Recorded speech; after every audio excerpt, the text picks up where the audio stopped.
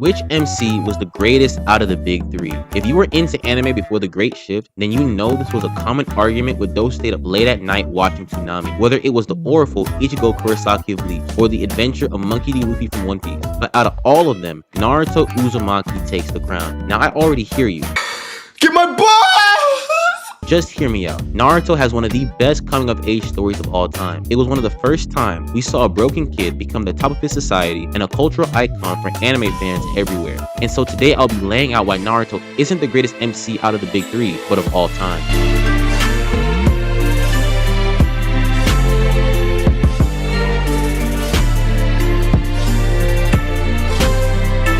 もらえなくて、あいつは人の心の苦しみを知っている。あいつは化け狐なんかじゃない。この葉の里の渦巻きナルトだ。 Naruto is the first example of a troubled kid in anime. Now I understand that a tragic backstory, especially in anime, is something as old as time. However, what separates Naruto is you actually feel the emotional trauma he experiences. For instance, in the case of the death of Haku from the Zabuza arc, Zabuza, a rogue ninja from the village hidden in the mist, accompanies a boy named Haku who was born with a rare Kekkei Genkai, or jutsu that is only inherited through genes. However, Haku, his Kekkei Genkai, was seen as a curse from his village. When it was found out that he possessed it, he was casted out and Zabuza took him in. So when Haku died, for Zabuza to consider him as nothing but a tool angered Naruto.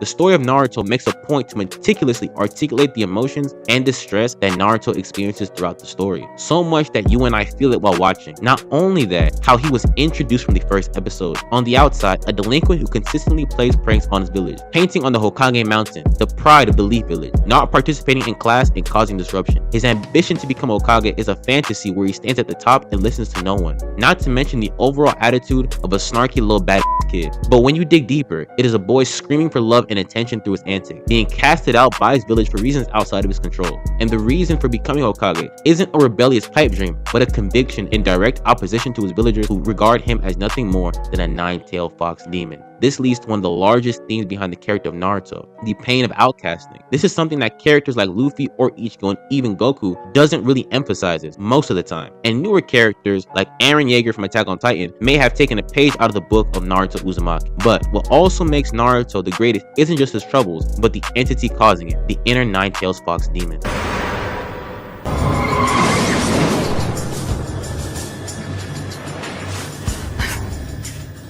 What is this? It's huge! Naruto Uzumaki pioneered the inner demon main character trope. Now, although the relationship between the main character and demonry existed before Naruto, characters like Yusuke from Yu Yu Hakusho with having demon ancestry, or Inuyasha being a half-demon, but Naruto is the first example where a literal entity exists inside of Naruto and acts as a double-edged sword. Naruto, whenever he experiences an intensity of negative emotion, the nine-tailed fox chakra leaks out, giving him a new surge of power, and can be used in places to fill plot gaps when fighting overpowered characters. He later began to cultivate this chakra and befriend the nine-tailed fox, that we later know as Kurama. This relationship between the inner demon and the vessel is something that Naruto didn't just pioneer, but stamped and inspired. One of the most recent examples is Yuji Itadori from Jujutsu Kaisen, a high schooler who eats a finger from the greatest cursed spirit of all time, Ryomen Sukuna, becoming a vessel for this curse while also having a relationship with it. Although this interaction works more like a split personality, where both consciousnesses take turns having dominion over the same vessel. And yes, I know JJK was inspired by Bleach, but it still has sentiments that are inspired by Naruto. And even Bleach with Ichigo's inner hollow, an entity that exists within Ichigo that can either help him or take dominion over him in times of weakness, but ultimately was used in addition to his Shinigami power. Naruto Uzumaki has carved out a blueprint for characters through this inner demon trope, making it not just a main character bailout, but to add variety to the shonen character blueprint. What also makes Naruto stand out isn't just an inner demon trope, but a rival, someone who can act as a parallel to Naruto and become one of the most notable anime rivalries.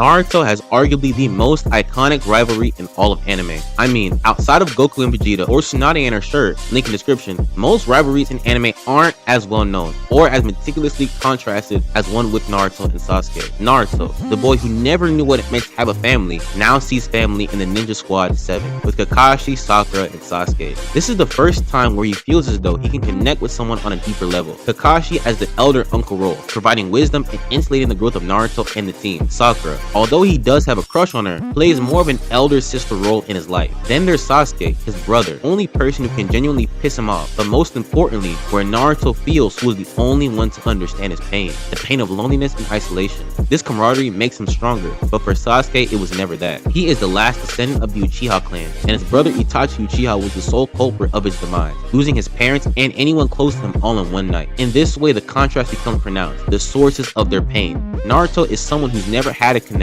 and so he fights for what he's gained, while Sasuke is someone who's had connection and lost it tragically in one night. He fights for what he lost, making the rivalry between Naruto and Sasuke not just a plot device to keep the story intriguing, but a social commentary between the pain of losing versus never having. Not even that, the character design contrast, Naruto having bright blonde hair and an orange jumpsuit, while Sasuke takes a primary dark blue to gray. What makes Naruto the greatest main character isn't just his interaction with the other characters, but the journey itself. There is a hero, right before our eyes.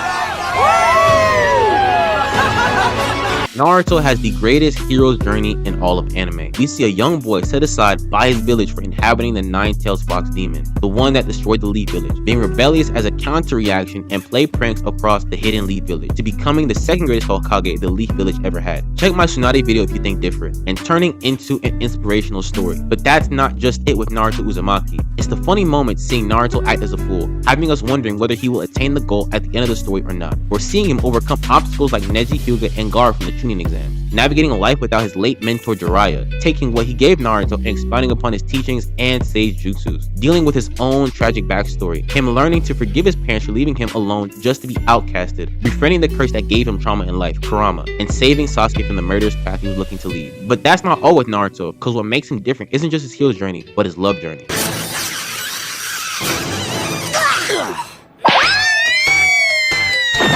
Naruto is in a love triangle. With most main characters in shonen or anime in general, the main love interest is usually obvious from day one. And if there's a love triangle, it's in a harem situation where multiple girls are going after the main character, every guy's favorite pipe dream. But with Naruto, he wanted to fancy Sakura from day one, but Sakura wanted Sasuke, the nonchalant. Although Hinata was always in the back admiring Naruto from a distance, she never played a huge role in the story of Naruto itself, making it a Naruto, Sakura, Sasuke love triangle from jump, which is a different approach from how others display the love interest in most anime. However, this isn't the only thing this group has, since it pioneered another thing. スリーマンセルの班を作り、常任の先生のもと任務をこなしていくことになる。 This may be a point about the anime Naruto as a whole, but it did heavily popularize the three-man squad setup for most anime. Now this point might be slightly inaccurate, since most anime casts usually fight in smaller groups leading to three-man squads or smaller groups. But when you look at animes like JJK that have the same three-man squad plus one mentor situation, you know where we've seen that before. Or even in Chainsaw Man Part 1, where Denji has a buddy partner in power and a superior in Aki, making a three-man squad. This may not attribute to Naruto Uzumaki, but I felt like this was important enough to add. At the end of the day, Naruto Uzumaki is a character whose impact we can't overlook. From being a character whose emotional depth is specifically highlighted, to popularizing the inner demon trope in Kurama, having arguably the greatest rivalry in all of anime and Sasuke, and having an immaculate hero's journey, not to mention the love triangle. Naruto isn't just the greatest shonen main character of all time, but a testimony that no matter how much people disregard you, if you believe in yourself and never go back on your word, you might become the Hokage version of your own life. But that's what I think. If you think different or just want to add more, let me know down in the comments. Once again, my name is AOI-KUN, and this was my synopsis.